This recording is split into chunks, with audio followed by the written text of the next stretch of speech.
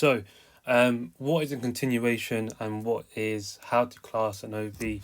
Now, when you get an OB, when you get, for example, you get a move like this, and then you get a pullback.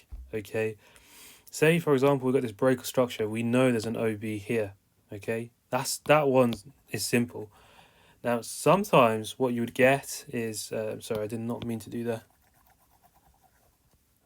Sometimes what you get is you get candles that move like this, and then they'll form some sort of a base, and they will continue dropping, right? Now, if you get okay, let's ignore the wick for a moment.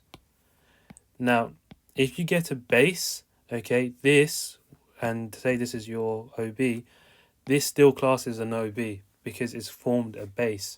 Now, if, for example, if you get something like this, where price just continues, and this is your the opposite candle, okay, that is not an OB, okay, that's just a continuation. However, sometimes you would get this, you would get a drop, but then sometimes you would get well, actually, you know what, I'll draw a bit more of a complex situation. Sometimes you get a candle like this with a wick that goes like that, and then it continue.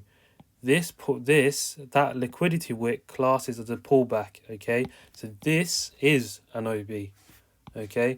So that's the way to distinguish whether it's a continuation or not.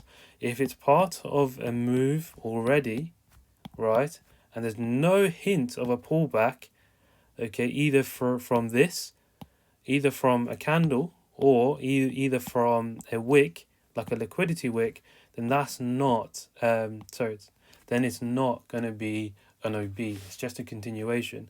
This is an example of an OB. So if we think about what you would have is you can either have a base as an OB, okay? You can either have a liquidity wick like this, and so on. That's an OB. But in terms of continuations, they would just carry on, okay? There's no OB, there's no form of a pullback there. So this is not an OB.